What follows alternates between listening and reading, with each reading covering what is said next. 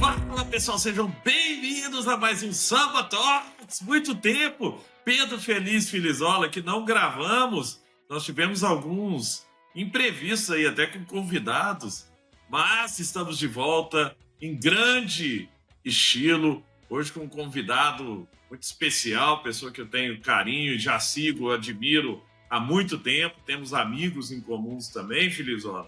E é um cara que está fazendo uma revolução no mercado super regulado, competitivo. É um desafio grande, mas que eu conheço, né, do Carlos, que nós vamos conversar aqui hoje. Um cara que gosta de desafios. Mas antes de chamá-lo, quero te dar as boas-vindas, Filizola. Fala, Gusti, meu querido. Coisa boa estar com você de novo. Você sabe que a nossa tabelinha ela é entrosada, né? Aqui ele já dá toque me voe, já olha para um lado, toca para o outro. Nós temos aqui um desafio que é extrair da mente do Carlos os principais insights. E você sabe, né, Gusti, que eu gosto de participar aqui porque eu vou fazer as perguntas que eu sempre quis. Né? Acho que a gente montou esse podcast, no final das contas, é para isso também. E para a gente, como a gente gosta de falar, transformar esse bate-papo no MBA da vida real. Né? Então, estou super empolgado para a gente já pegar de primeira aqui e ir para cima de colher esses insights valiosos. E o Pedro Filizola, que é o head de marketing agora é comercial também da Aloyal. A Aloyal é uma empresa que faz white label de programas de recompensa. Não sei se é recompensa ou fidelidade, eu sempre esqueço. O aluno me dá bronca de vez em quando eu falo da Aloyal. Mas tem ajudado empresas de todos os portes, gigantes e até empresas pequenas e médias, a fidelizarem seus clientes. Inclusive, tema do meu próximo livro é esse. É isso. Eu estou escrevendo com um grande amigo da Accenture, que é sobre a era da recorrência e a importância da fidelidade do cliente. Mas vamos direto ao assunto agora, porque o Carlos Alves está aqui na expectativa, nós estamos na expectativa de falar com o vice-presidente de tecnologia e negócios da Cielo, e inovação, também, inovação, da Cielo, que é um gigante dos meios de pagamento. E é legal porque o Carlos tem uma história que você vai contar pra gente, viu, Carlos? Vou dar spoiler, não, mas que ela mistura mundos diferentes, né? Porque geralmente quem tá no mundo de meio de pagamento é aquele cara que vem de banco, teve muito tempo nesse mercado. Você também tem essa experiência, mas sua experiência é também do outro lado do balcão, de quem usava esses pagamentos. Então, Carlos Alves, seja muito bem-vindo. É um prazer enorme te receber por aqui. E a gente sempre começa com, né, já para esquentar aqui o nosso bate-papo, com um pedido para que você traga um pouco da sua história pessoal, de onde você vem, né? Nós aqui de Minas, se você encontra alguém e fala, você é filho de quem, né? Aquele negócio, de onde você vem, como é que você chegou até o topo dessa organização tão grande, tão querida dos brasileiros, que é a Cielo. Boa. Cara, super prazer estar aqui, Gustavo. Eu super admiro o seu trabalho também, sua história, e todo empreendedor é sempre um vencedor, já por princípio, né? E, Pedro, super feliz de estar aqui dividindo com você. Eu não tenho a mesma empolgação aqui do Gustavo, nas entonações e tal, mas vou tentar fazer o meu melhor. Nada. Bom, cara, eu sou mineiro também, né? Só que do sul de Minas. Estudei, fiz engenharia lá em Itajubá, na faculdade de Legal, não Itajubá, sabia na Universidade disso. Federal. Comecei minha história ali, então formei engenharia, já comecei a trabalhar ali, montei empresa, empreendi por bastante tempo nesse ciclo inicial também. Vendi minha empresa. Minha empresa era de tecnologia ligada a marketplace, a e-commerce, então comecei minha vida no mundo digital, na verdade. Né? Que ano foi isso, cara? Cara, a empresa, eu acho que ela nasceu como uma agência digital de implantação, então fui um dos primeiros implantadores de algumas das principais plataformas que tem hoje no mercado. Né? Comecei lá fazendo blog no WordPress, depois fui fazer Magento, depois fui fazer Vetex e outras, loja integrada e outras tecnologias de plataforma. 2000, mais ou menos. 2000, quando tá a Americana lá começando Isso, a que crescer. legal. Depois a gente expande com o conceito de agência, além de implantação de site, começava a fazer agência de tráfego, né, de performance. Depois tinha uma necessidade de produto, e é legal, cara, porque primeiro negócio, primeiro produto que eu desenvolvi, hoje vai parecer um absurdo, mas existia uma dor no e-commerce que era consulta de frete. Não dava para consultar, você não sabia quanto custava o frete. Então, o primeiro negócio nasceu um pouquinho antes do que foi a IntelliPost depois. Era uma empresa que fazia precificação para colocar no carrinho ali no checkout para cálculo de frete. E isso era ligado com os Correios ou com uma Com os transportadora? Correios, né? No primeiro momento, a API do Correio era sempre um mistério. Quem conseguia acesso era privilegiado, né? Naquela época. Eu consegui construir uma reputação, uma relação, e a gente conseguiu esse acesso, montamos uma empresa que fazia consulta utilizando uma base estática de centenas de milhares de recorte na matriz de CEP e uma consulta online direto na API do Correio. E aí comecei a olhar como produto. Depois, 2014, quando começa a conversa de marketplace no país, eu monto então uma empresa que fazia, o que hoje também parece básico, mas pegava os produtos do cliente, ou criava ali uma capacidade do cliente subir produtos via uma planilha Excel ou conectada na plataforma. Na época, o primeiro que a gente integrou foi a Vetex, né? E colocando os portais. Então, eu fui a primeira empresa que colocou lojistas da Vetex na Cenova, na época. Começamos com o Irã, depois fomos para Ponto Frio, depois fomos para Casas Bahia, depois... tipo uma all-list. Extra, Ponto Frio e depois Casas Bahia, né? Pegando todas as bandeiras da Cenova na época, né? Que tava o Quiroga lá. Cara, aí o primeiro seller do país foi a minha esposa, né? Porque... Eu precisava de alguém. Eu lembro de eu conversando com o Mariano na época e com o pessoal lá da Cenova e falava assim, eu consigo fazer essa integração com o Soncine, né? Eu falei, eu consigo fazer essa integração e eles, mas como é que a gente vai fazer? Eu falei, minha esposa tem loja na Vetex. Se der problema, vai ser dentro da minha casa e eu resolvo por aqui. Eu resolvo. E aí, foi o primeiro seller do país, nesse conceito, tirando o Mercado Livre, né? Que ele já tinha o negócio estabelecido. Cara, essa empresa, 2014, cresceu pra caramba. 2015, a gente já estava em quase todos. 2016, a gente integra o último grande varejista, que foi o Magazine Luiza, que foi o que chegou por último nesse processo. Nesse momento, cara, 16, isso aí, quando o varejo vinha muito otimista em 2015, deu um soluço no começo, no primeiro tri. Foi um momento de virada de maturidade também, porque o que aconteceu? A onda de marketplace foi uma onda em que os sellers começaram... Primeiro, ninguém sabia o que significava. Eu fazia hunting ativo de seller, por exemplo, para o Walmart, na época que estava o Flávio Dias lá, e a gente ia vender em nome do Walmart, em conjunto, assim, tentando ajudar a prospectar, porque era negócio para a gente também, né?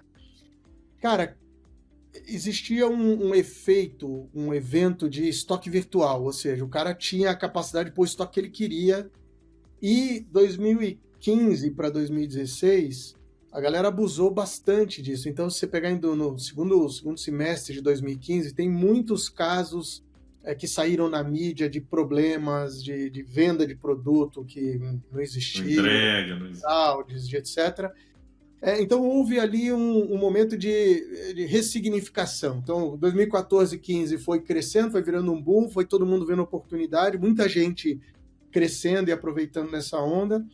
2016 teve uma parada de arrumação, assim, sabe? Um freio de arrumação, de ressignificação do serviço prestado, os grandes varejistas já começando a ficar preocupados com a qualidade de serviço, olhando um P3P integrado, já dentro da estratégia, com mais maturidade e tal. E aí, o Magazine, quando eu integro com o Magazine vem e compra a minha empresa. Tem um processo de negociação, eu vou aprendendo algumas coisas na vida, assim. Tem gente que fala que ter pedreiro dentro de casa, depois de um tempo, cansa. Porque não experimentou ter advogado dentro da empresa, né, cara? Porque eu fiquei ali quase 2 meses com um monte de advogado dentro da minha empresa. Foi um Nossa. mega aprendizado.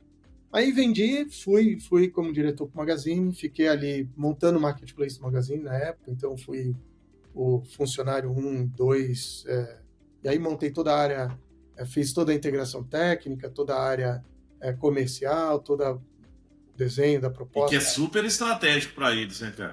E na época já era, né? Se você pegar 2017, cara, se você pegar a call de investidores do Fred, tanto falado quanto a carta aos acionistas, ele cita a compra da minha empresa como um grande ativo estratégico de aceleração digital, né? Então tá escrito Que lá, legal. estou falando. Aí fiquei um ciclo, tinha até o meu earnout, aí quando estava chegando perto do earnout, o processo, depois você vai aprendendo, eu fui estudar filosofia depois, e você vai aprendendo algumas coisas nesse universo corporativo que processos de transformação em que você precisa mudar comportamentos e modelos em que gera algum nível de desconforto, também gera desgastes, aprendizados. E, cara, foram 2 anos de trabalho e no final eu estava bastante esgotado com todo esse processo, muito aprendizado também, né? Muito conhecimento e adaptação e até uma reconstrução pessoal, porque pô, saí de dono de empresa para ser um membro de um diretor de um time corporativo e você tem que resetar um pouco a forma de trabalho e dinâmicas e relação e tal. Cara, passei esse ciclo, fui, então, o Flávio chama para um desafio bacana lá na Riachuelo, moda, né? Então eu saio de bens de consumo, uma visão de estratégia de criar long tail, que o marketplace atendia, fazer uma discussão de mix de produto, de estratégias de mix de produto que a gente tinha nesse ciclo inicial, aprender a ensinar o uso do marketplace, do seller como um parceiro e não como um fornecedor, como é que isso entra e harmoniza com o catálogo de produto, como é que você nivela níveis de serviço, cria... Então tinha um monte de desafio. Quando chega, então, na Riachuelo, foi toda a transformação.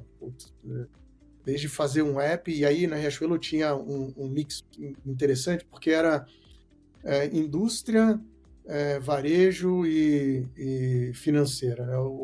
Acho que tem uma frase que o Flávio repete muito, que é do fio à última parcela. Né? Então, ele fala que é para toda a visão nessa relação com o cliente, desde a ideação de uma coleção, disponibilizar essa coleção nas diversas lojas, e a gente teve que implementar aí uma estratégia de TOC, até inspirada muito no Flávio, que ele pediu a gente reconstruir um conceito de metodologia de escassez de distribuição.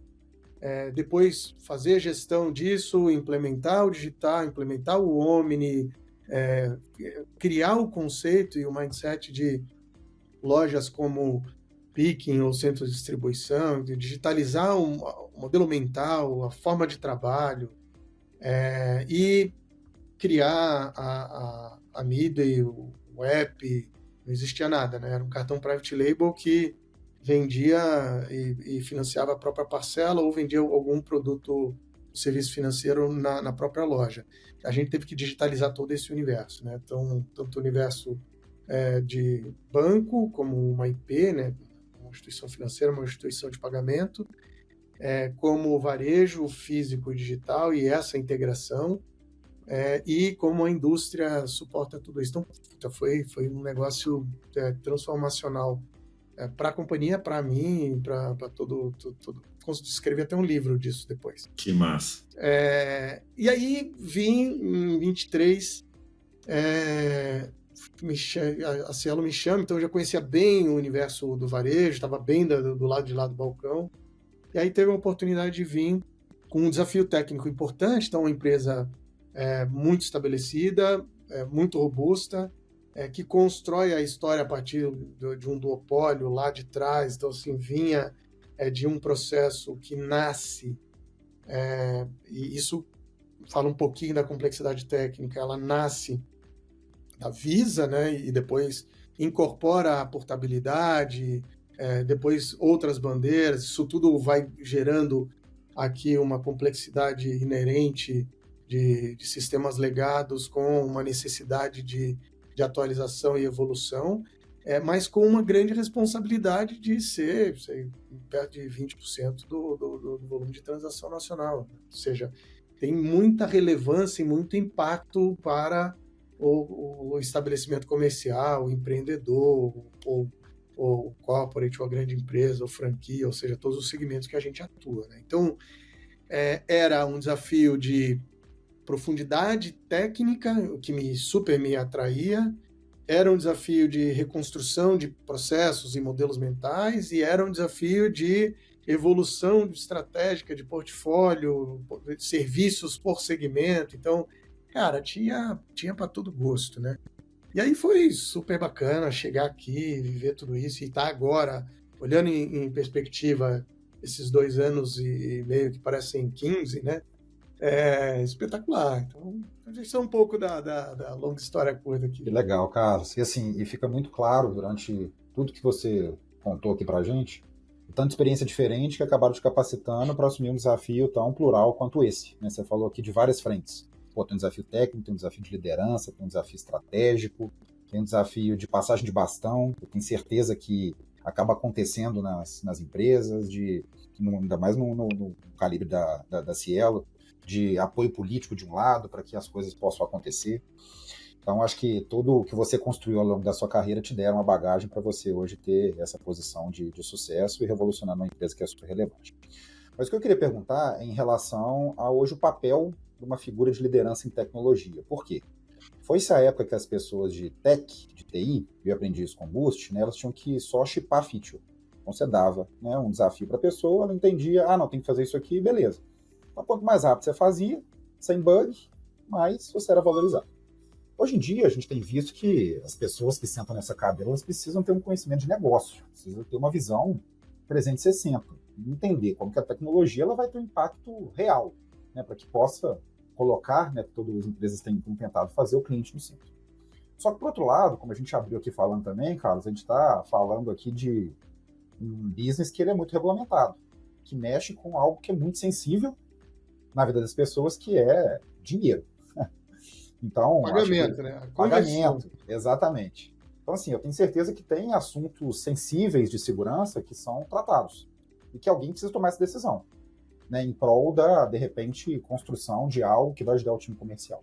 Então, como que você vê esse paradoxo de equilibrar, de repente, decisões mais conservadoras com inovação, com uma cabeça de business? Isso acontece? Conta pra gente um pouquinho dos bastidores, que eu tenho certeza que pode ter muita gente passando por desafio como esse e tá super curiosa. Cara, super legal a pergunta. E sim, tá? Mas se pensar, cara, esse é um desafio que a gente consegue discutir ele melhor agora, mas ele é antigo. Tem um artigo de 1947, para você ter uma ideia da data, que é a Lei de Conway, que ele fala que a maneira como você se organiza diz muito sobre a maneira como você entrega os seus produtos ou serviços, né? Então, ele é mais extenso que isso, estou aqui resumindo, dizendo que aquilo que você entrega tem uma relação direta da maneira como você tem a sua estrutura e organização dentro das áreas dessa disciplina de entrega. E aqui já começa convergindo com a sua fala, né? Então, uma das coisas que eu achei que foi espetacular na proposta, no projeto, e que isso veio se consolidando e que conversa muito com o que eu acredito, é a convergência entre uma área de produtos, negócio, com a área de tecnologia, né? Então, uma vez que eu harmonizo esse conceito com método, então, minha cabeça é processual, né? Cara de tecnologia é processual. Então, eu olho sobre 3 grandes aspectos: as pessoas, os processos e as tecnologias, né? A tecnologia pela tecnologia é a despesa, né? Despesa ou investimento que gera a despesa depois, e isso tem um forte viés de ganhar complexidades acidentais ou inerentes se a gente ficar só com esse olhar. Então, a tecnologia ela é ela é um viabilizador de um processo maior, que eu acho que também conversa com a sua provocação. Quando você tem a capacidade de entender qual é o benefício, qual é o negócio, então a gente começa de fora para dentro, né? Ou seja, eu tenho um cliente, esse cliente tem... E foi muito legal, porque eu vou linkar isso com, por exemplo, a NRF que eu tive no começo do ano. E a NRF agora, depois de 15 anos em NRF, a NRF falando muito forte sobre a proposta de valor da marca com um lifestyle, ou se aproximando, ou buscando um entendimento de lifestyle, que é um pensamento de jornada na relação consumo-consumidor, né?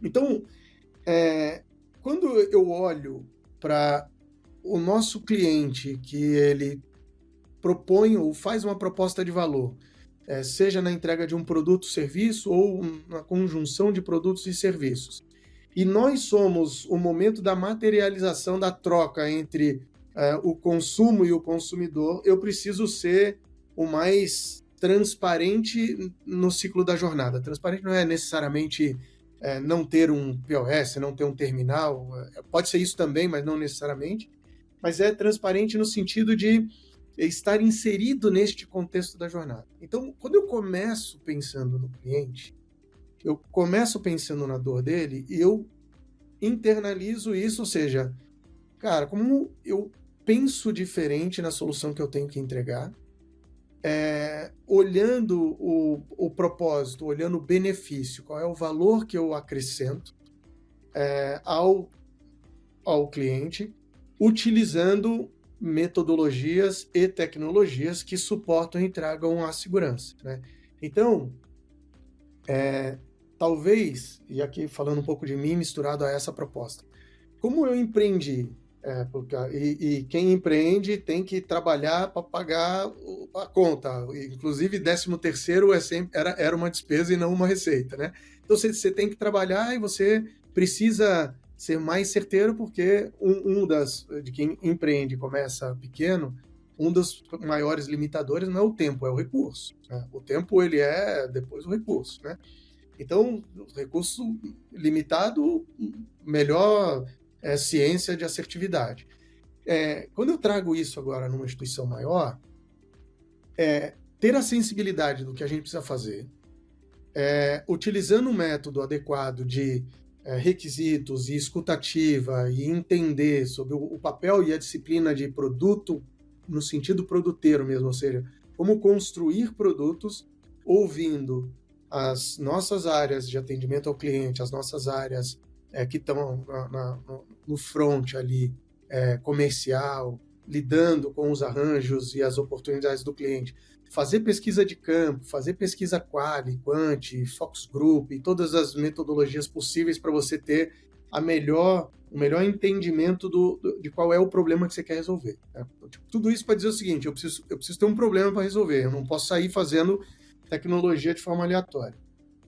Eu sabendo o problema que eu tenho que resolver, aí entra a parte técnica. Então, eu sou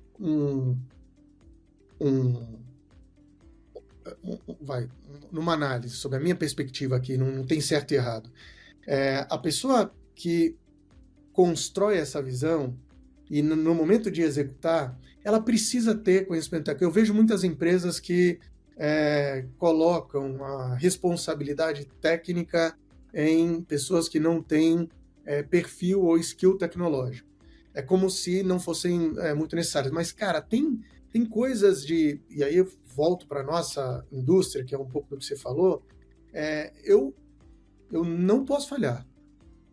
Eu tenho que estar disponível, eu tenho que ser seguro, e o que eu fizer, e quando o cliente confia, tem que acontecer. Eu não posso ser um efeito surpresa depois de todo o esforço que ele teve para trazer o cliente, seja no físico ou seja no digital. Então ele fez um enorme esforço, trouxe, convenceu, integrou, envolveu, ele só precisa converter. Cara, se eu falho aqui, eu estrago toda uma experiência, né? Então, como você transforma todo esse problema, essa dor, em tecnologias que viabilizam com segurança, com disponibilidade, com capacidade de fazer uma venda boa, uma venda de qualidade, porque vender e ter uma fraude, ter um chargeback, e é ruim para o estabelecimento, né? Então, essa fusão, eu acho que as empresas que entenderam, e muitas entenderam, né? Muitas entenderam que o talento da integração, de olhar técnico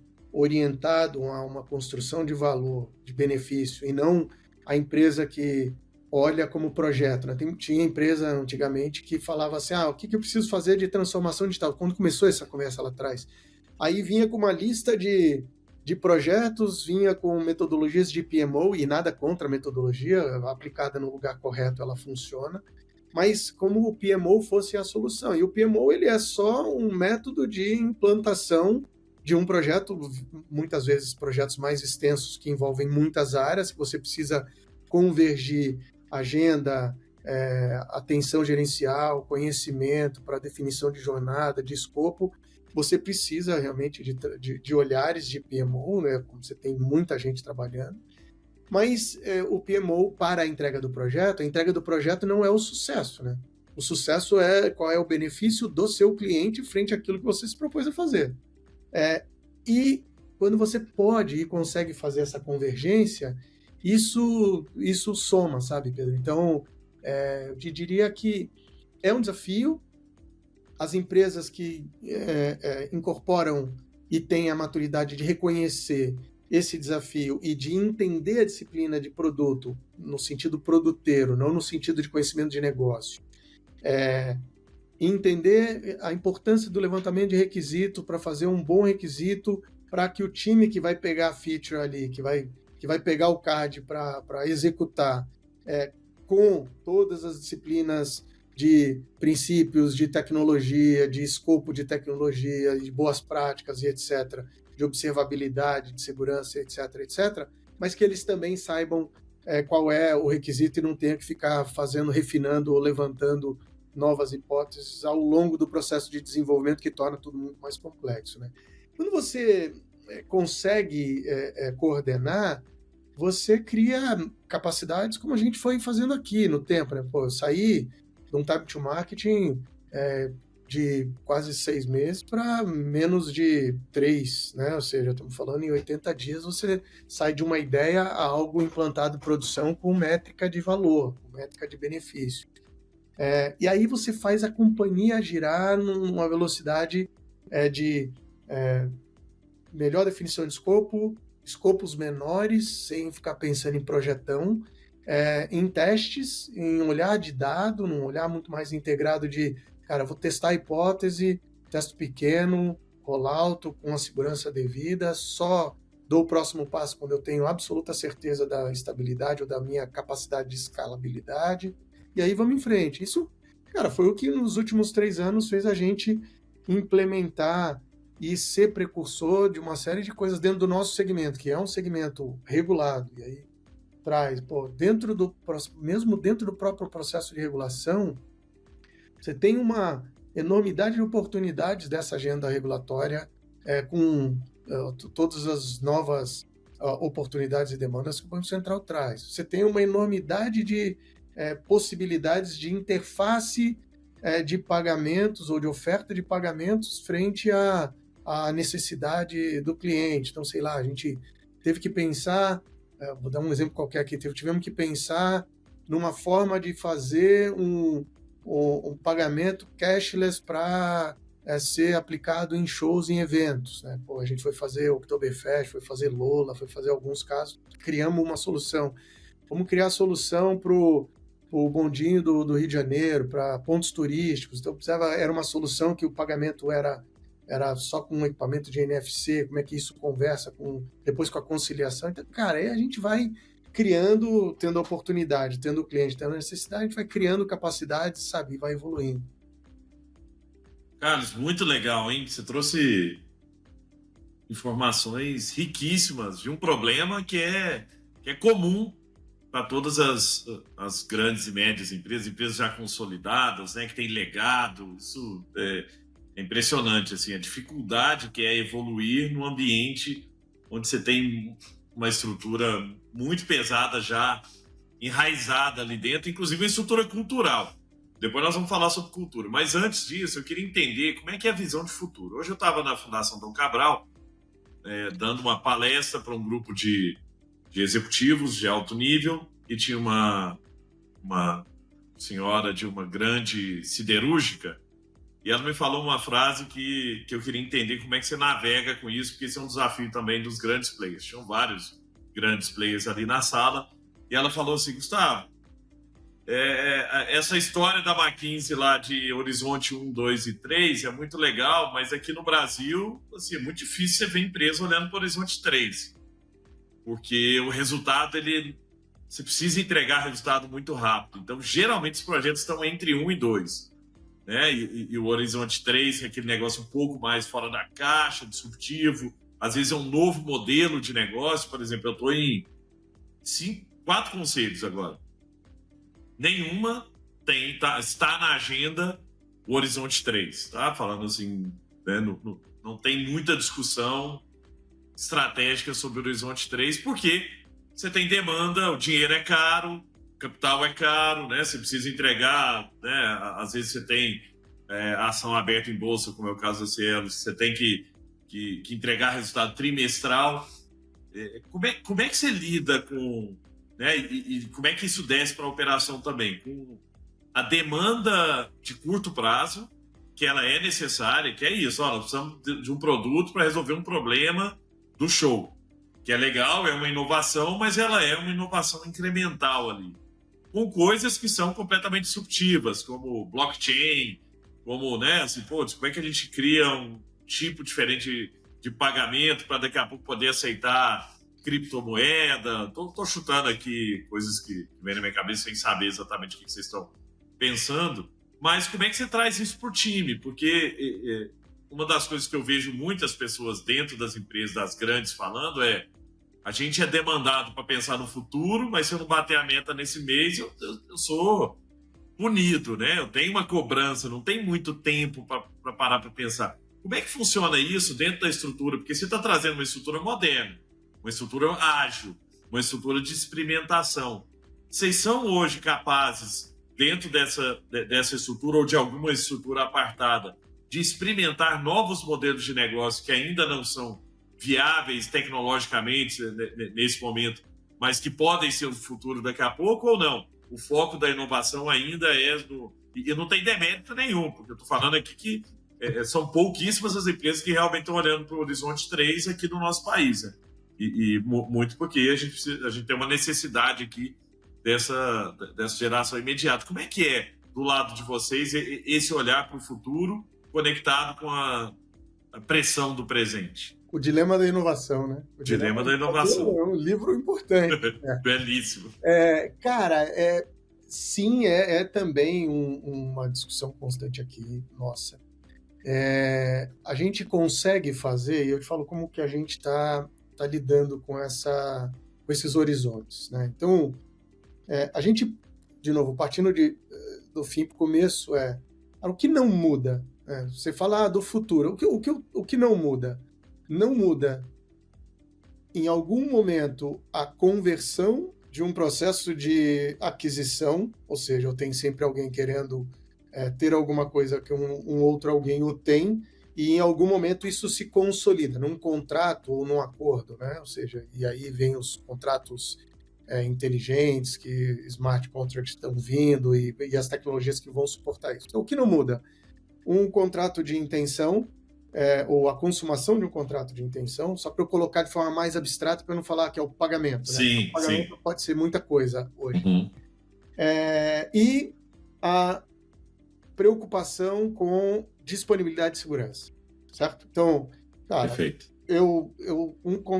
A consumação de um contrato de intenção em uma tecnologia ou uma infraestrutura que tenha disponibilidade e que tenha segurança no sentido de não ter a pessoa estar protegida e no sentido da compra ser feita pelo real portador e não ter aqui fraude para nenhum dos dois e prejuízo para nenhum dos dois lados. Isso não muda, né? Isso é uma parte. A outra parte eu tenho uma agenda regulatória hoje se a gente olhar para o mundo inteiro, uma agenda com um universo muito fértil de oportunidades e muito puxada com aspectos compulsórios e regulatórios do nosso regulador, o que traz... Que é um bom regulador, diga-se de passagem, né, Carlos? Então, e isso que eu ia falar. Todo mundo do mercado financeiro que vem aqui, a gente pergunta, né, para o seu mercado regulado, todo mundo fala, cara, o Banco Central é muito bom de trabalhar, tem muita flexibilidade. Não, e tem muito conhecimento do que está propondo, sabe? Uhum. Porque ele propõe uma agenda e propõe de forma imperativa, o que faz com que todos se adequem. Porque, assim, o que faz uma inovação não funcionar? É não ter adesão, né? Uhum. No momento em que você precisa disponibilizar a capacidade, vamos pegar o Pix, que é um sucesso mundial, e eu fui dar uma palestra em San Diego há 2 anos atrás, estavam falando do Pix do Brasil, ou seja, um sucesso absolutamente mundial. O Pix, ele foi imperativo para uma proposta de pagamento instantâneo que segue agora uma agenda de ganhos de novos benefícios e oportunidades, como vai ter agora o recorrente e tal, mas pelo fato de ter sido imperativo, todos se adequaram. Tinha uma proposta de valor que fazia muito sentido para o cliente e para o estabelecimento. Qual foi a consequência? Uma adoção absurdamente relevante, e hoje é o principal meio de pagamento do país, né? Então, eu dei esse exemplo e tem vários na mesma linha, com o mesmo propósito. Então, eu olho, primeiro, o que não muda, né, o que eu falei. Segundo, uma agenda regulatória presente e futura com bastante oportunidade e coisas por vir, bem legal. E terceiro, o meu dia a dia, o meu core, e como eu faço a ambientação no olhar de ecossistema, de proposta de valor, que você chamou de incremental, e é o mesmo nome que eu uso, né? Incremental a minha proposta de valor existente, né? Nesses 3 aspectos, então, assim, o que não esperar da gente? Eu não tenho aqui um time olhando para coisas sem nenhuma linha dorsal, totalmente aberto, uma inovação completamente aberta que pode sair qualquer coisa. A gente não tem.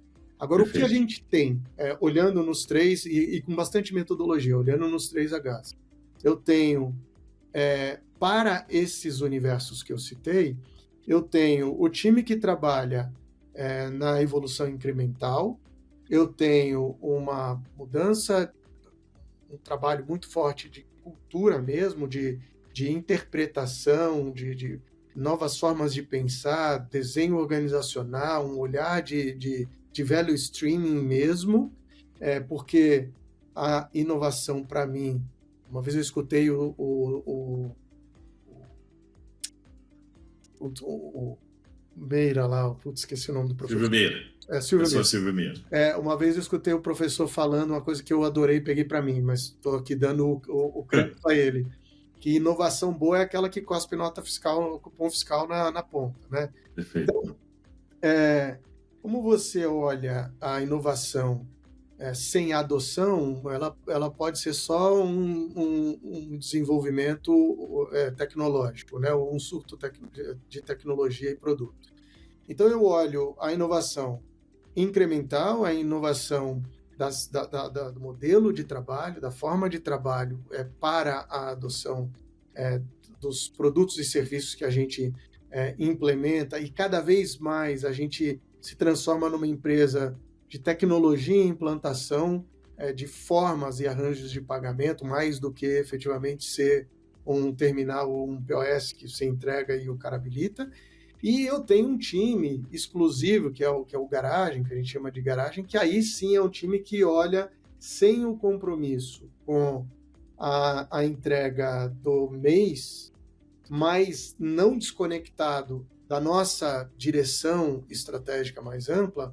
Ele trabalha em hipóteses e ideações. E aí tem aqui uma metodologia bem específica, o que nós vamos trabalhar, o que está acontecendo no Brasil, o que está acontecendo fora, o que a gente cria nos processos existentes, o que as novas oportunidades da agenda regulatória pode nos trazer? O que o Drex pode trazer ou complementar? Como que a gente usa o Open Finance integrado aos nossos produtos e serviços que pode simplificar a vida do cliente? Então, vou te dar um exemplo aqui de algumas das inovações que a gente já implementou. Quando a gente começa a estudar lá atrás o Open Finance, a gente entendeu o consentimento, entendeu a extensão e falou, poxa, eu tenho o extrato. O extrato é um instrumento de gestão do estabelecimento comercial. Então, se eu conseguir o consentimento do estabelecimento, a conta domicílio que ele tem, eu consigo fazer quase que um processo de conciliação, ou um processo de conciliação do recebido, do valor recebido no extrato dele. Ele consegue fazer uma coisa que era muito difícil quando eu fui comerciante lá atrás, e fui, né, lá nos primórdios, como era difícil eu saber se aquele valor que eu vendi em 5 parcelas no cartão de crédito, se eu realmente recebi ou não recebi, que era um processo de conciliação. Grandes empresas têm sistemas de conciliação robustos. Como é que você olha para o pequeno, médio ou para o micro e simplifica a vida do cara falando assim, olha, eu estou conciliando para você e estou te garantindo, você recebeu esse dinheiro, está na sua conta. Pode olhar a sua conta, ela está lá e é referente a esta parcela desta venda. Isso aí foi possível a gente usando essa agenda, sabe? Então, essas inovações, a partir da agenda presente e futura, inovação de meios de tokenização, de conversão, a gente tem uma série de iniciativas que a gente foi desenvolvendo, tecnologias ou inovações para melhorar a conversão, por exemplo, do cliente no digital, com link de pagamento. Então, o nosso link de pagamento hoje aceita diversas formas de pagamento diferentes e a gente trabalha muito forte na melhora da conversão de qualidade.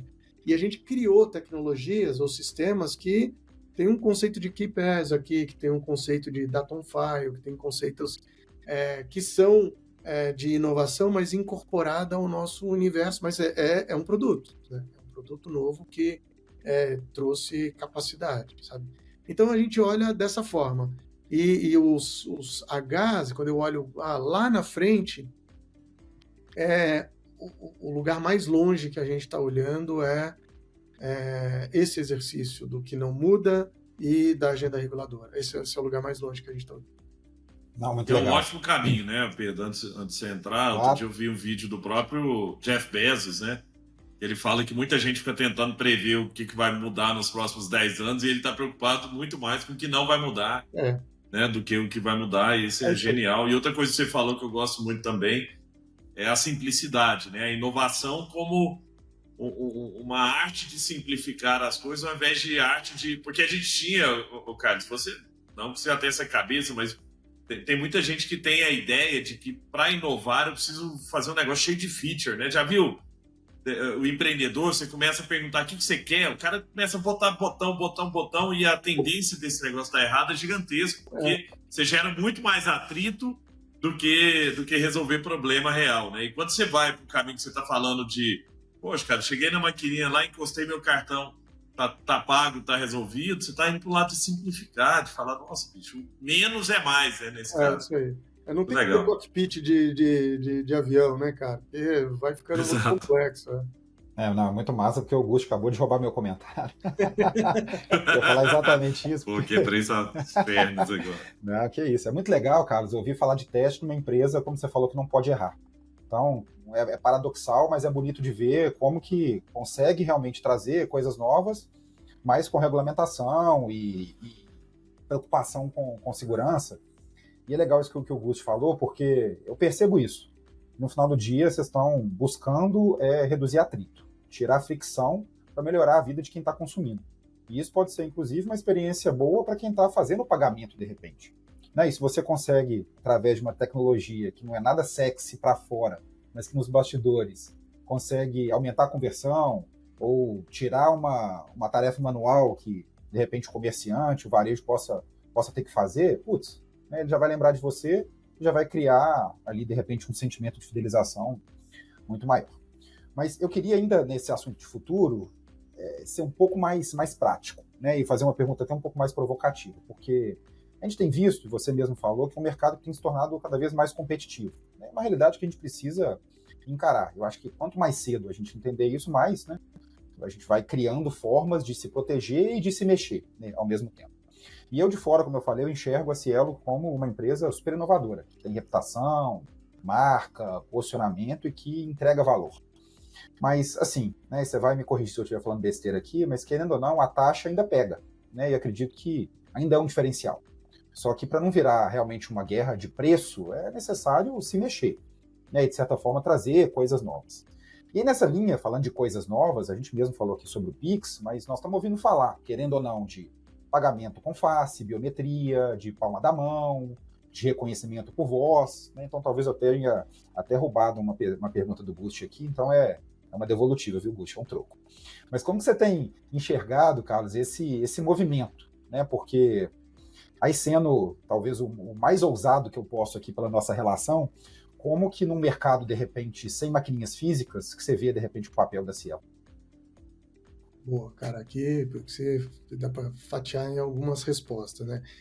Acho que primeiro, a taxa, o valor pago pelo serviço, ele sempre será um ponto de atenção.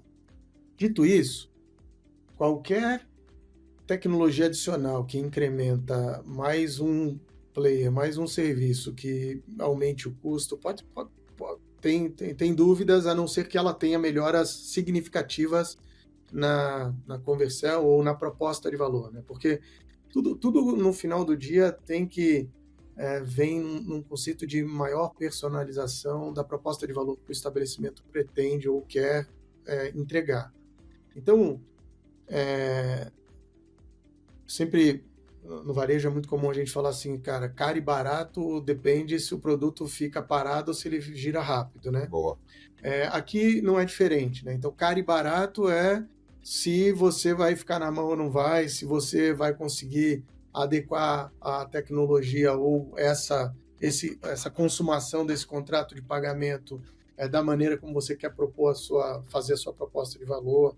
Se você tem a segurança e fazer muita venda, mas tiver muito chargeback, tiver muito problema, você tem, no final do dia, um prejuízo. Você monta um negócio digital, se esforça, traz 1,5% dos 100 para apertar o botão pagar e depois você ainda perde 18% a 20% por questões de antifraudes deste processo das relações de partes. Você chega num cliente e não tem todas as opções de pagamento que o portador tem. Então, você monta o seu negócio, organiza e na hora de o cliente consumar, você não tem lá todas as possibilidades de pagamento e pega um cliente que tem uma que você não aceita, você perdeu a venda, né? Então, o caro e barato ele vai sempre ser comparado a quê? Né? Na mesma lógica do varejo. Dito isso, a gente testa e tem testado, então, pagamento com a palma da mão, tem testado pagamento facial, tem testado outras formas de autenticação, porque aqui a gente tem duas situações. Uma é a autenticação, né? E a outra é a tokenização. Eu autentico para saber que você é você, e depois eu tokenizo a sua transação para diminuir riscos de fraudes ou buscar a máxima qualidade para eu não onerar nem o portador, nem o emissor, nem o estabelecimento, né? Ou seja, a gente tem um papel nesse contexto que é um papel importante em quanto mais tecnologia eu coloco transparente, que conversa com essa simplificação, mais valor eu posso ter percebido. À medida que eu trago uma solução que conversa com a proposta de valor que o cliente precisa e que é uma parte importante da consistência dele, da entrega dele, sei lá, vou pegar um exemplo aqui que veio na minha cabeça. A gente conversando ali com o pessoal da Gerando Falcões, eles tinham uma dor importante que é as maras lá não andar com dinheiro, para fazer o pagamento. Então, eles têm lá a proposta de desenvolvimento social das pessoas que vendem roupas ou produtos que eles coletam, tal. Então, uma ação social fantástica que o Edu tem. E eles chegaram com um problema para a gente. Cara, elas são inseguras em andar com o dinheiro vivo, né? Porque quando faz a venda... E a gente começou a pensar em quais soluções a gente teria para trazer a capacidade de forma simples para elas venderem o produto. Então a gente tem o Tap, com o próprio celular dela consegue fazer o pagamento, tem o link, tem o QR Code do Pix e a gente consegue Então a gente foi criando um arcabouço de possibilidades de pagamento em que ela, no resultado, sim, aumenta a venda, traz mais segurança, anda com menos dinheiro, sabe? Então, criar soluções que resolvam uma dor do cliente tem um valor percebido, né? E aí eu acho que talvez seja a melhor relação de taxa ou de custo, é o valor percebido. Se não tem valor percebido, é só uma discussão de taxa. Se tem um valor percebido, se tem um valor incremental, se eu tenho um serviço associado à gestão, à antecipação, por exemplo, a gente acabou de lançar, ainda rolloutando, mas já lançado, já com um grupo importante de clientes, pagamento no mesmo dia. Então o cliente vendeu e a gente deposita em questão de algumas horas o dinheiro na conta dele. Para aqueles clientes que entendem que isso tem um valor, a discussão não é de taxa, a discussão é de, cara, qual é o limite do valor? Ter ou não ter, né? Vai ter um limite, mas qual é o limite do valor que isso faz diferença no meu negócio, na gestão do meu negócio. Aí a conversa muda um pouco. É mais em resolver problema do que hype, né, Carlos? É isso. E, cara, zero hype, tá? Porque, assim, minha cabeça, como a gente é de metodologia e tecnologia, fica as hypes, a gente pode falar de inteligência artificial que virou uma hype, como é que eu aterrizo isso em algo concreto, sabe? Porque ficar discutindo hype é factoide, né? E isso não gera valor. Boa! E aí você me deu um gancho pra gente fazer a última pergunta, Carlos. E papo massa, hein, Feliz? Caramba, bicho. Nota 10, viu? Muito legal. 50 minutos aqui, mas tem a pergunta que todos querem ouvir de você, que é exatamente o que você falou sobre inteligência artificial, porque assim, né, acho que tem dois tipos de empresa, assim, aquela que está olhando e falando, precisamos usar AI, mas não tem nem ideia do que faz com isso, o que é direito, e já tem a turma que está falando, poxa, vou aprender, vou começar a usar aqui, vou resolver um problema ali, e começa a ter resultados. Estou conselho de algumas empresas que já têm resultados até bem interessantes, assim, já saiu daquela fase de, não, isso é né, só conversa, exato, e vai para a fase real. Só que o que eu tenho visto também é que muitas das empresas que têm conseguido resultados são aquelas que estão trabalhando, às vezes, em coisas de back-office, coisas que são automatizadas, que são processos repetitivos, ou aquele negócio que, putz, cara, não precisava ter uma pessoa aqui fazendo cadastro de roupa na mão, sendo que tem um AI que você joga a roupa lá, ele vai te dar a tag, inclusive vai te falar se você pode usar essa roupa numa festa à noite ou não, com muito mais propriedade do que uma pessoa faria na mão, né? Por exemplo, no seu caso, né, no caso da Cielo, Carlos, o que vocês têm olhado, né? Como que você acha, ou como é que vocês têm trabalhado com AI internamente para melhorar, assim? Porque você o que eu queria entender, você está muito mais, o olhar aí dentro é muito mais para o lado interno, de back-office, de resolver processos, de melhorar, né, a eficiência do negócio como um todo, ou vocês já estão olhando para fora em conversa com o cliente? Um dia deu uma palestra na própria Livelo, e a Livelo já está fazendo coisas do tipo, poxa, eu quero viajar para Nova York, e ela fala, pô, essa data, pelo tanto de pontos que você tem aqui na Livelo, você consegue fazer isso e tal. Então, assim, já é um outro caminho, né? O que você tem olhado? Como é que vocês veem AI? E como é que vocês têm experimentado isso aí dentro? Legal, cara. Aqui, acho que eu rodei bastante discutindo, olhando isso já há algum tempo. Quando a gente falava de estruturação do dado para customização, hiperpersonalização, que foi uma onda anterior, né?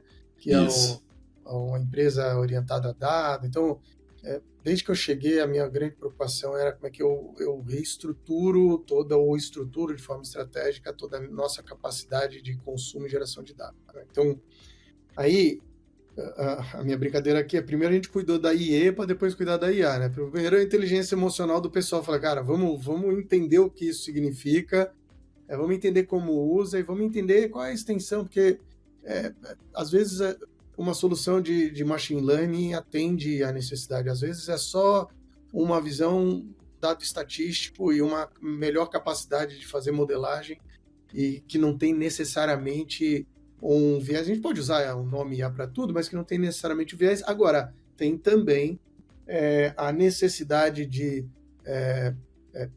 partir de uma base permissionada, ou seja, porque tem toda a regulação e a nossa preocupação com segurança e dado, como eu construo soluções e humanizo a resposta utilizando inteligências de LLMs e etc.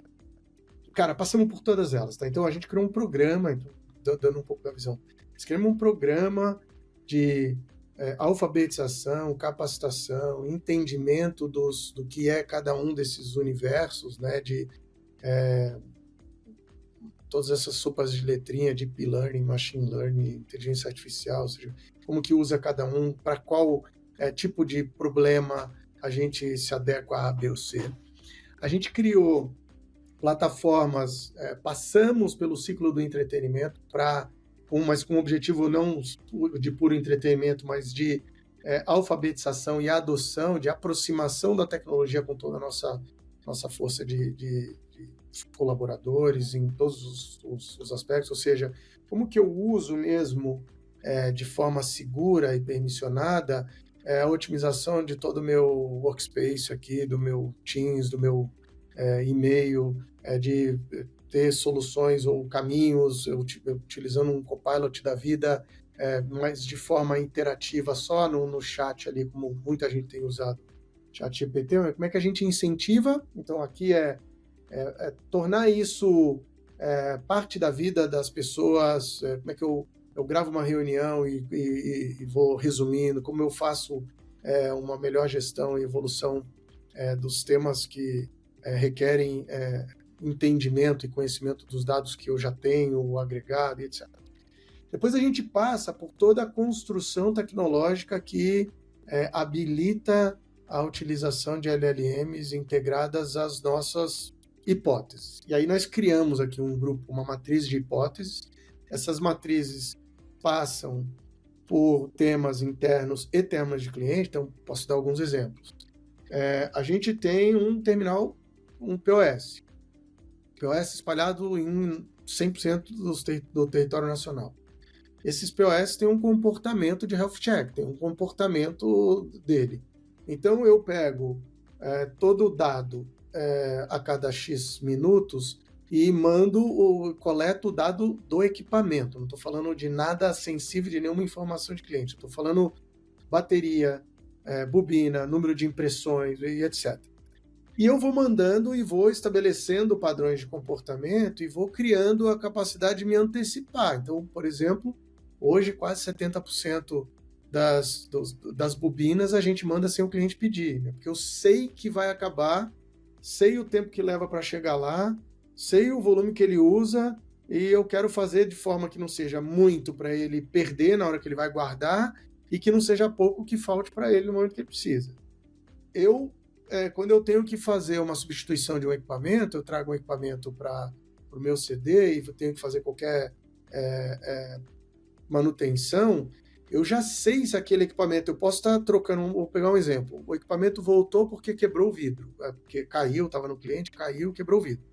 Eu trago esse equipamento de volta, só que na hora que esse equipamento chega, eu sei que esse equipamento está com a bateria degradada, perto de cair num vício de bateria, que para o cliente vai ser equipamento indisponível. Pô, cara, eu já troco a bateria e já deixo o equipamento pronto. Então, aqui no universo logístico, a gente aproximou o terminal do grupo de consumo, então eu tenho toda uma estratégia de portfólio, então eu fui aproximando os itens de portfólio do grupo de consumo, reabastecimento, ressuprimento, manutenção de equipamento, sinal de equipamento, portabilidade de operador, e, cara, tem um mundo de coisas que a gente fez. Depois eu fui para atendimento, e atendimento a gente tinha uma característica, por ser um atendimento com muitas especializações, muitas especificidades, a gente tinha ilhas, que eu brincava que eram arquipélagos de atendimento. E essas ilhas faziam, dependendo se o cliente tinha mais de um tema que ele queria tratar, às vezes tinha transbordo e isso incomodava, porque o cliente a gente queria resolver o problema dele na primeira. Cara, então eu tenho uma base de conhecimento, eu tenho comportamentos que vão se repetindo e eu consigo me antecipar, olha, se tem esse sinal, provavelmente o problema é esse ou esse. Então a gente foi utilizando nas nossas centrais de atendimento e foi diminuindo o número de ter que fazer variação de chamada e o cliente resolver na primeira chamada tudo que ele precisa. Aí depois eu levei para o chat. Já que eu estou resolvendo, por que eu tenho que ligar? Então como é que eu resolvo isso no chat? Algumas coisas conseguem, outras transbordam para atendimento. Então, aqui no universo de atendimento, a gente está expandindo. No universo do cliente e do nosso suporte pós-venda, cara, quando o cliente fala com a gente, eu tenho toda a relação do cliente ali. Eu tenho se o cliente está bravo, ficou bravo, se eu pisei na bola, se eu não pisei, se ele pediu alguma coisa eu estou devendo, se ele foi atendido recentemente e todos os clientes daquela região que foram atendidos recentemente têm uma demanda XYZ, eu já me antecipo. Então, a gente começou a ser mais proativo no atendimento, utilizando ou machine learning, olhando para a base de conhecimento, ou com LLMs, principalmente para humanizar mensagens, quando elas são uma interface com o nosso operador, com o próprio cliente. Então aqui, para olhar para fora, né? Com sistemas de chargeback, com sistemas de fraude, com sistemas de segurança, tem um monte de coisa aqui que a gente está utilizando, criando regras, otimizando regras, fazendo o sistema funcionar automático. Para dentro, aí tem um outro mundo, Gustavo, que aí, por exemplo, dentro de tecnologia, cara, escrever épico, quebrar em história, deixar a história do tamanho adequado ao nosso time to market, fazer cenários de teste, todos os cenários, fazer aprovisionamento de infraestrutura ou sugestão de aprovisionamento de infraestrutura. A gente não está aprovisionando automático, mas a gente está fazendo referência, fazendo sugestão de código ou refatoração de código para melhor performance. Cara, tudo isso já está hoje sendo utilizado dentro do time de tecnologia e produto, né, na convergência dos dois. E aí, quando eu olho na esteira, no Gira, sistemas quaisquer que usem gestão de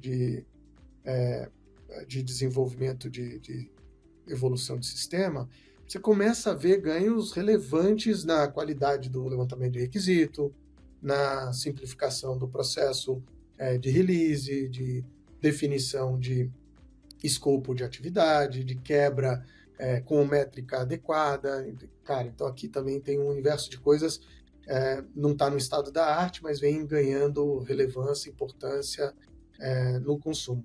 E depois no back-office mesmo, desde o jurídico, recursos humanos. Então a gente está agora no projeto olhando como é que eu faço o melhor matching num processo de contratação com o fit cultural da companhia, gerando um shortlist aqui mais eficiente na área de tecnologia, com testes práticos, por exemplo, de uma solução de código, e a gente, via de regra, coloca um tema de inteligência artificial também para trazer um pouco mais esse escopo. Na área de dados, a gente tem um portfólio de produtos de dados, como é que eu otimizo a informação? Porque hoje, no limite, cara, eu consigo saber comportamento de todos os CEPs do país de consumo, né? Então, eu posso ser útil desde uma empresa que queira saber qual é o melhor shopping center para listar, eu olho o segmento dela, cruzo com o faturamento para aquele segmento dentro do shopping, eu consigo falar assim, olha, vai ser legal você ir no shopping A, no andar 2, que você vai ter mais sucesso. A gente tem casos aqui de de clientes que abrem loja utilizando o perfil de cliente que ele tem num matching com o bairro que ele está. Então, tem caso que é público nosso, de um brechó que abriu uma loja na Paulista, olhando o fit do cliente dele com a informação de perfil de consumo ou de comportamento de consumo, e aí ele fez o matching e decidiu fazer ali na Paulista, sabe? Então a gente tem testado, usado em muitos lugares, mas eu ainda sigo muito preocupado e sendo um grande promotor do desenvolvimento e alfabetização, porque eu de verdade acredito, aqui filosofando um pouco, que existiram ao longo da nossa existência, existiram algumas coisas que foram mudando radicalmente o comportamento, né? Então, se eu não for muito longe, quando surgiu o papel, que foi a escrita, quando a internet, eu vou pular alguns para não falar muito, mas quando começou a internet, quando começou o computador portátil, quando começou o smartphone, quando começaram as redes sociais, tudo isso trouxe um comportamento novo e uma real mudança do comportamento social, né? O uso de ferramentas de inteligência artificial para facilitar, simplificar a vida em alguns aspectos vai nos forçar a criar novas habilidades. Vai nos fazer ser bom em alguma outra coisa. Essa mudança de comportamento está começando, e a adoção, e aí pensando corporativamente, eu estou falando pessoalmente, mas corporativamente, a empresa que adota e incorpora isso no uso mais simples ou no uso mais complexo, tecnologicamente falando, é uma empresa que vai ganhar um throughput, uma velocidade, uma capacidade de ser veloz e assertivo, que pode ser um grande diferencial competitivo. Eu acredito que será um grande diferencial competitivo. Mas do zero a essa vão ter um monte de ruído aqui, né? Vai ter um monte de gente que vai alucinar, como a expressão que usa a inteligência artificial. Tem muita gente alucinando E que tem medo, né? Tem medo, ou quer demais e não sabe exatamente o que quer, e aí testa de tudo, tenta fazer tudo ao mesmo tempo, na hora, agora, e capota, né? Acho que vai ter de tudo.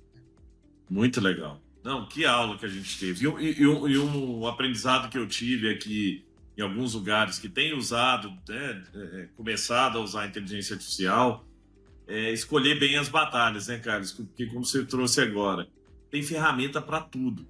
O problema é que muitas vezes a gente vai para o tático, para o ferramental, e o ferramental não é o problema. E o problema, assim, você vai achar ferramenta para qualquer coisa que você quiser, usando AI. O problema é o que você quer resolver. É isso aí. Né? E quais as batalhas você quer? Onde mexe ponteiro aqui na companhia? Cara, é aqui, é cadastro de produto, é na logística, é no atendimento ao cliente. Quantos clientes estão ficando esperando no telefone ou não tem resposta? A gente foi num cliente outro dia que recebe lead pra caramba e não consegue tratar os leads. Então, assim, poxa, ali é um lugar legal, porque você consegue, com menor esforço, gerar um impacto significativo, né? E eu acho que as iniciativas de inteligência artificial, elas precisam começar onde você consegue ter o menor esforço e o maior impacto. Por exemplo, na área de programação, você põe o Copilot ali, cara, o esforço é pequeno, não é um negócio que você tem que implementar em coisa, não, você põe, o cara já está ali, já é um ambiente muito comum para o desenvolvedor, e a partir dali você começa a aprimorar e usar de outras coisas, mas você vai tirando tempo, né? Agora, o problema é quando você vai, vamos criar um grande projeto de inteligência artificial que vai fazer um monte de coisas, e muitas vezes você nunca consegue chegar no fim, porque ficou preso começou pelo contrário. Eu acho que isso é muito da cabeça também do empreendedor, cara. Em alguns momentos você trouxe isso, eu notei que é um pensamento empreendedor, que a gente sempre tem que começar pelo problema, que é o que você falou. Cara, não quer dizer que a gente precisa usar IA em tudo. Em alguns lugares eu não vou usar IA, não precisa. Agora muita gente começa pelo contrário, que eu preciso usar IA. Pra quê? Não sei onde dá para usar. Então, o cara nem sabe qual é o problema ele quer resolver, né? Porque às vezes existem outras maneiras, às vezes mais simples, mais baratas de resolver aquele problema, né? Sair da hype, né? Que é o que a gente estava falando. Cara, sair da hype, entende que a gente tem uma responsabilidade com a companhia e com os clientes que confiam na companhia. Então, não dá para a gente achar que tem uma bala de prata, uma mágica que vai resolver tudo e pronto, e venceu. Não, é um processo colaborativo, construído de forma parcimoniosa, estruturada, focada, porque tem uma coisa que eu falo muito aqui, sabe, que é a tecnologia, você tem que cuidar para não ser seduzido, né? Porque a tecnologia, você quer resolver um problema, então vamos supor, na fase A, você sabe exatamente o que você quer resolver. Aí você habilita essa capacidade, e quando você habilita essa, surgem 5 novas possibilidades. Aí já começa a tentação, né? Porque se você se vê tentado, aí você já quer as 5, depois você já quer as 30, e ela vai exponencialmente, à medida que você ganha capacidade de execução técnica assertiva, você vai exponencialmente abrindo oportunidades. Quem se perde e se deixa seduzir, naufraga aí nesse processo, né?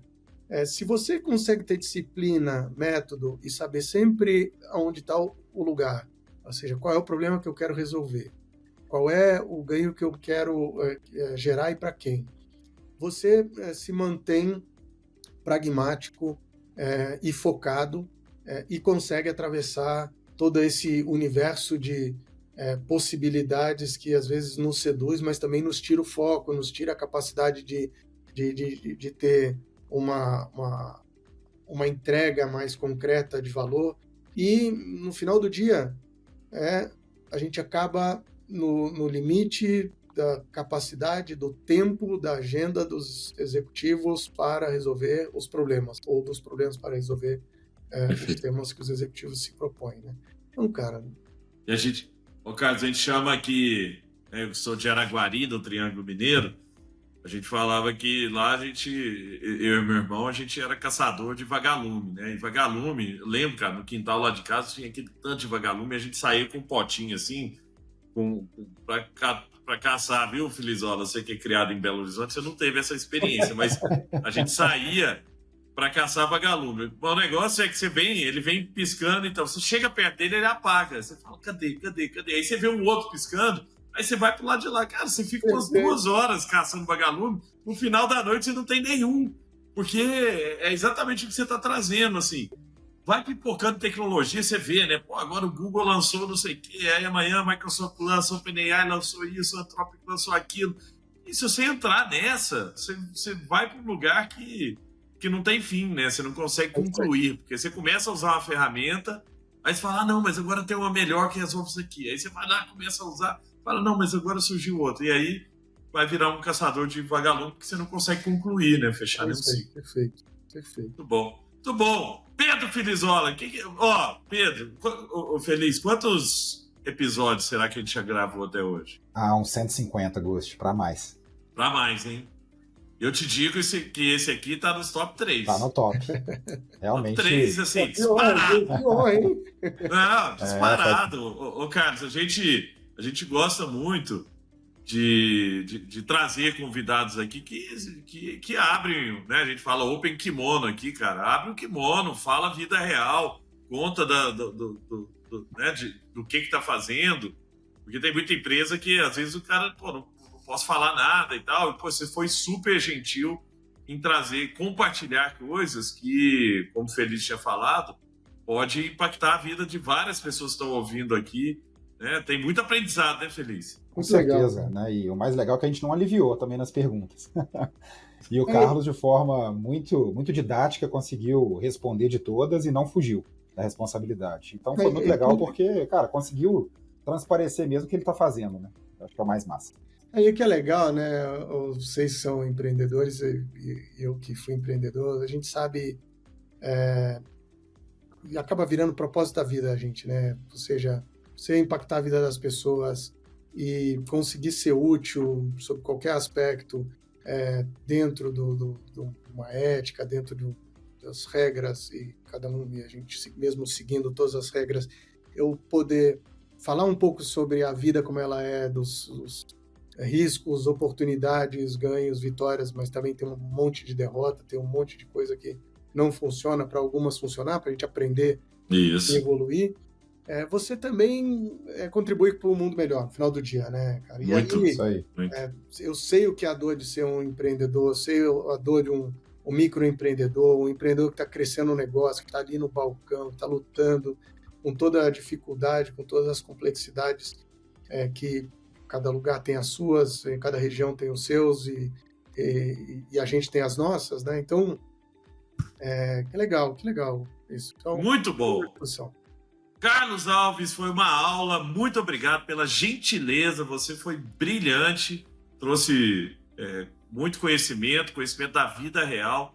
Tenho certeza que todo mundo está ouvindo aí gostou e que essas pessoas, Carlos, vão compartilhar esse episódio, porque não são aqueles que querem manter o conhecimento só para eles, né? Eles querem compartilhar, ajudar. Ainda mais nós estamos falando aqui do comércio. Com certeza você conhece algum comerciante, alguém do varejo, e aí você pode compartilhar e às vezes ajudar essa pessoa a melhorar, ajudar essa pessoa. Às vezes ele está com uma maquininha lá que não é tão boa, vai trocar pela Cielo, vai botar, né? Vai entrar, né?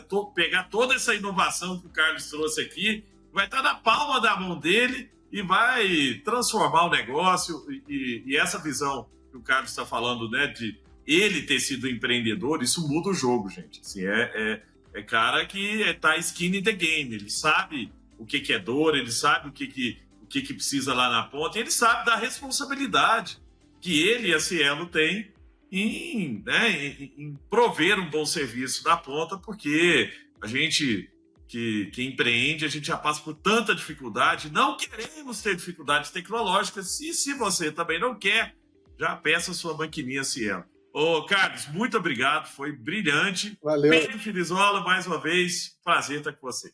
Valeu, pessoal, abraço e até a próxima.